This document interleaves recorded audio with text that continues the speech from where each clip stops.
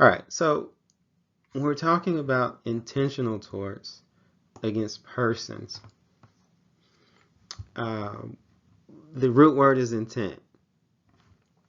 All right, so to have an intentional tort, the and tortfeasor, which really is just a big word, funny sounding word for wrongdoer, the person committing the tort, must have intended the consequences of the act, or knew with substantial certainty that consequences would result.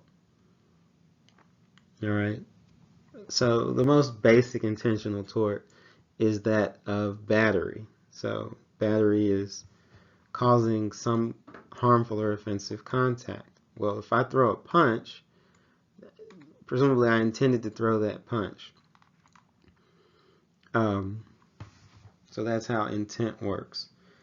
Intent can be transferred. So using that same example, if I throw a punch intending to hit person A but hit person B, person B can still sue me for battery.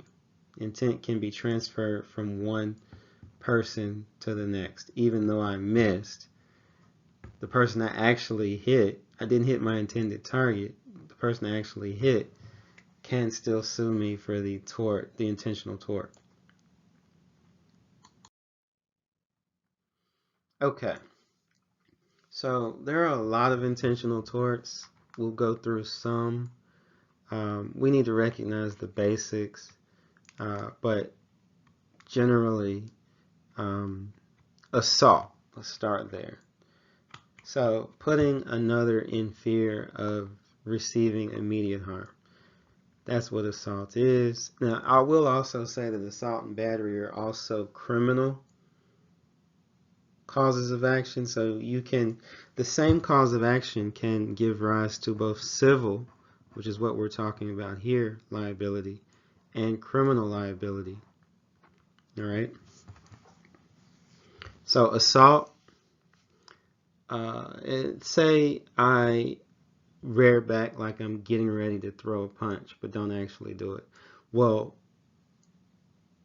making someone believe that I'm getting ready to punch them is assault. Battery is when I actually throw the punch, right? And it doesn't have to be physical. It could be I'm going to throw, um, it could be anything. I'm going to throw, you know, if you watch reality TV, maybe I'm going to throw my drink on another person. Well, if they see it coming, that's assault, and when they actually get hit with the drink, that's battery. False imprisonment. Um, if I lock my class in the classroom, doors locked from the outside, you can't get out, that's false imprisonment.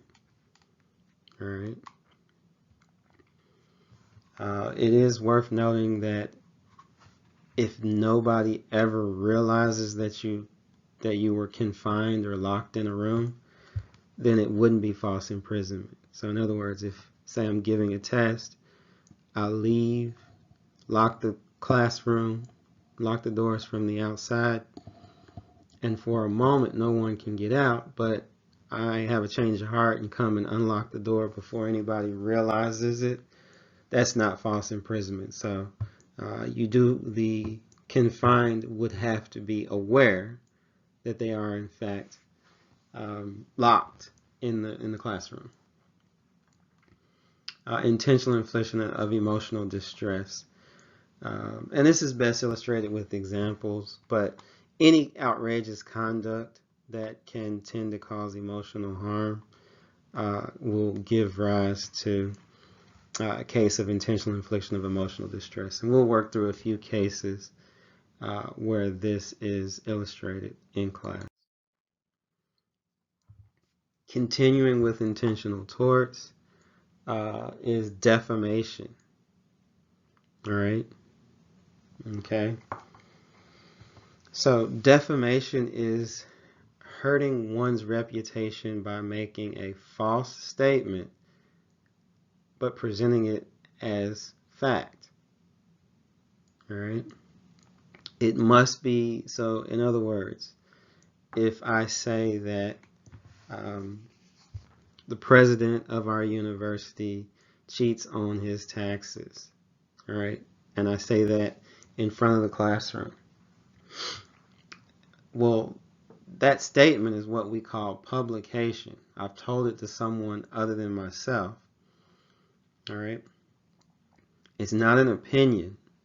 You know, if I say I think our president is a no good bum, that would be an opinion. But if I say he uh, cheats on his taxes, lies on his taxes, that's a statement of fact.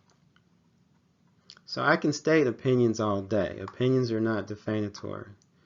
Also, if in fact our president does cheat on his taxes and it's truth, if something's true, you can go yell it from the mountaintop. Right? So there's no defamation if something is in fact true. And there is a different standard for public figures.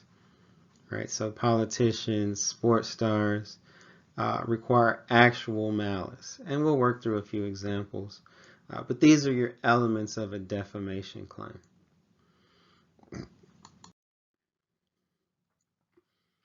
Defamation does come in two flavors. Libel, which is written. The modern day version would be posted on a website or sent out through social media. Or slander, which is oral statements. Both libel and slander are still defamation. They have the same elements, just one is written, one is oral. The reason that we separate them is because generally libel has bigger damages because things that are written really never go away. Okay. Invasion of privacy. And so we'll go a bit quicker through invasion of privacy. This is anytime there's an expectation of privacy that some party invades. So this could be coming into another's home. All right. Public disclosure of private facts. All right. So you may remember just a moment ago I told you that defamation of character, it had to be a false statement, right? Because if something's true, it can never be defamatory. But if I say something's true that a general person would want to keep private, it's not defamation, but it could be invasion of privacy. In other words, so truth is not a defense to public disclosure of private facts. All right. Appropriation of identity. Okay. That's taking somebody's name or likeness for financial gain. All right.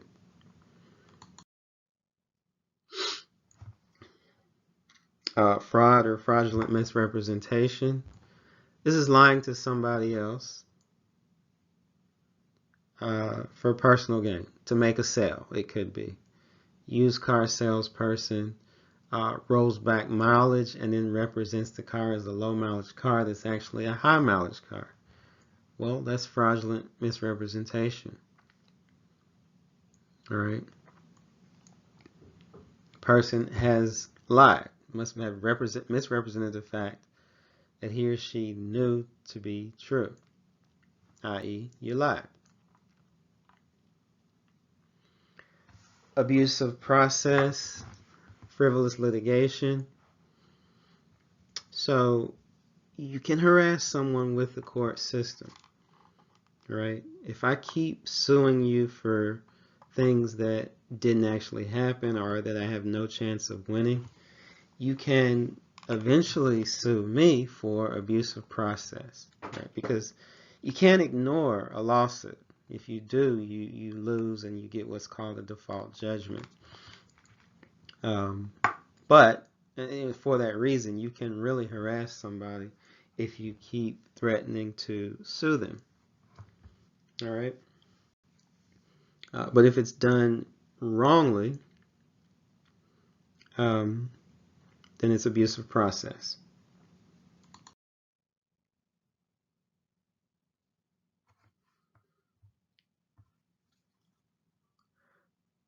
Okay. Um, Still with intentional torts, and they read like a list. What we'll find in this chapter is that intentional torts, there's um, a lot of types of intentional torts, but the biggest and most important tort is the tort of negligence, which we're going to spend a lot of time on. But still under intentional torts, wrongful interference with a contractual relationship. So if I am, so let's say I am employed as a professor at University of Cincinnati, and the administration at Xavier University, Crosstown School, knows that, and they contact me and encourage me to leave the University of Cincinnati. Well, that's interference with a contractual relationship, right? Now, if there was a job posted that I decided to apply for, that's something else. But if, you know, Xavier University in this example encourages me to leave the University of Cincinnati to come work at Xavier, that's wrongful interference with a contractual relationship. All right. Similarly, when one business contacts the customers of another business, that could be wrongful interference with a business relationship. Now, you do have to use predatory tactics. So just having a better product at a better price is not wrongful interference with a contractual relationship. But predatory tactics, things that would include stolen customer list or things of that nature, would be wrongful interference with a business relationship.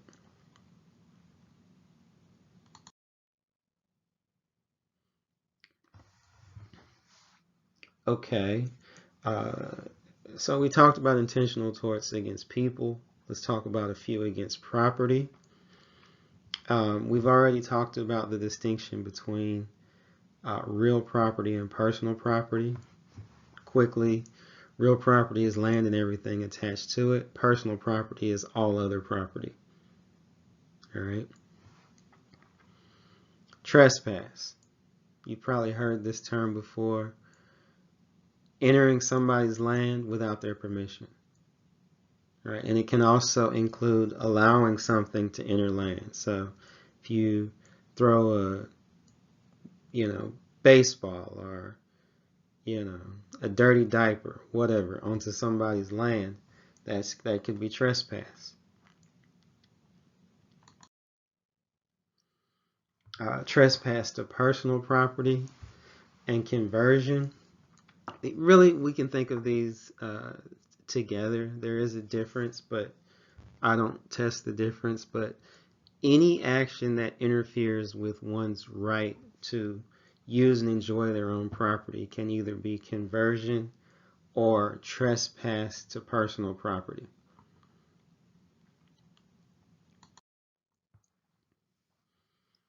Disparagement of property, and again, this is a very lightly tested concept, but this is making statements about one's property or product that in many cases would make a consumer less likely to purchase that product. Right? So generally we're talking about statements that hurt the economic interest of the property owner, typically when they're trying to sell the property. That's disparagement of property.